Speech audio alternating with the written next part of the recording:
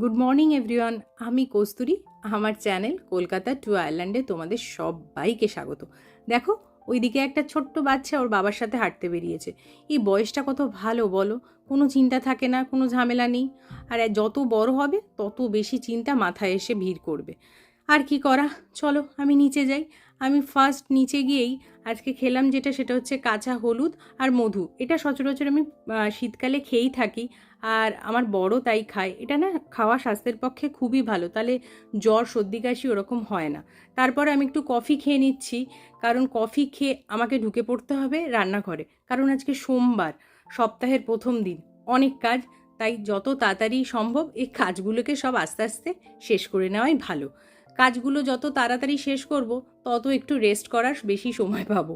So চলো, সঙ্গে থাকো আর দেখতে থাকো আমি আজকে সারাদিন কি কি করছি। আমাদের এখানে টেস্কোতে এরকম কচি কচি শিম পাওয়া যায়, আর আমি এই শিমগুলো আজকে নিয়ে এসেছি ভর্তা করব বলে। তো একদমই কচি শিম, বুঝতেই পারছো।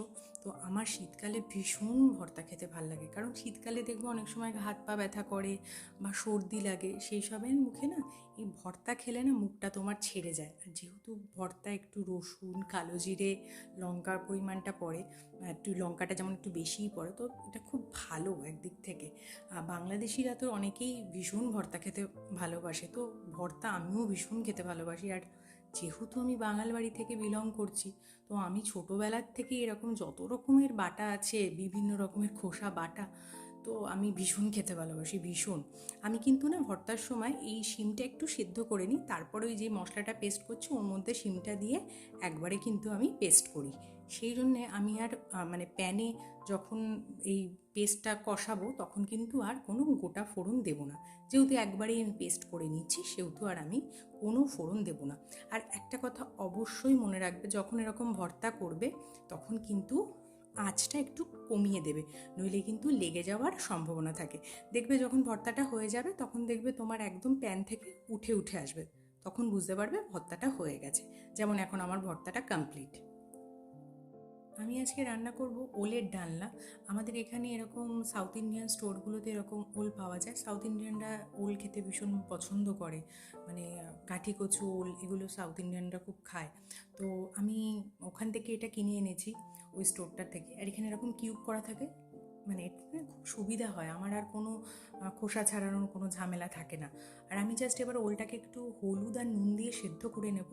আমি সবসময় এটা করি, কারণ এভাবে সেদ্ধ করে নিলে না ওলের কালারটা না খুব সুন্দর আসে আর কি, মানে পুরো ভেতরে রঙটা ঢুকে যায়, মানে হলুদ রঙটা ঢোকে। তো জাস্ট একটাই সিটি, বেশি না, একটা সিটিতেই হয়ে যাবে। আর তারপরে এখানে আমি আলুটা কেটে নিচ্ছি। আর আমি কিন্তু ওল সবসময় নিরামিষ পদ্ধতিতে করি।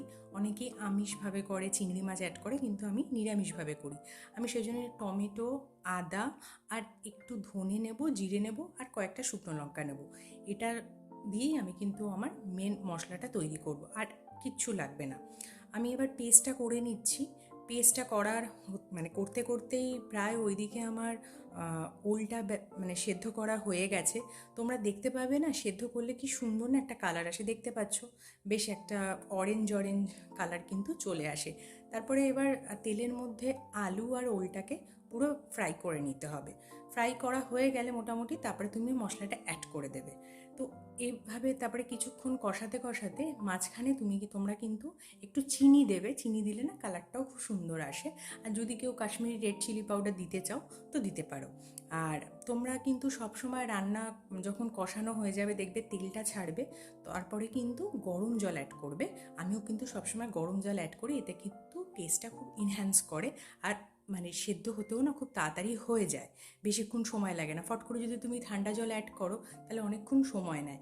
আর আমি কিন্তু সব সময় দারচিনি আর এলাচের গুঁড়ো আমার এখানে কেনা থাকে, আমি সেটাই অ্যাড করি। সেই জন্য আমি গোটা গরম মশলার ফোড়ন কিন্তু দিই না, গুঁড়ো থাকে বলে আমি গুঁড়োটা অ্যাড করি।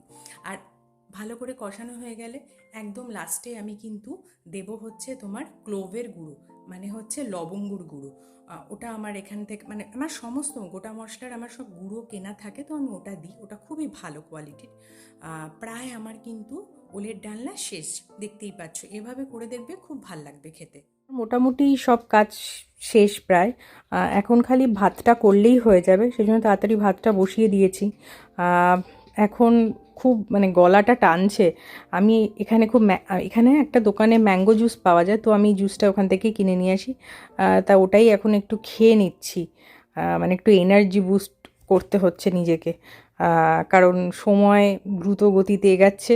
ভাত মোটামুটি প্রায় কমপ্লিট। আর ওইদিকে মানে বাইরের আকাশটা না ক্রমশ অন্ধকার করে আসছে, ওটা দেখলেই আমার না কেমন কেমন করছে। কলকাতার কথা না খুব মনে পড়ছে। কলকাতায় নিশ্চয়ই এখন কত কিছু মেলা হচ্ছে, ফুড ফেস্টিভ্যাল হচ্ছে, আর আমি সব কিছু মিস করছি এত দূরে। কি আর করা যাবে, এই নিয়ে আমায় অন্তত চলতে হবে যতক্ষণ না দেশে না ফিরছি।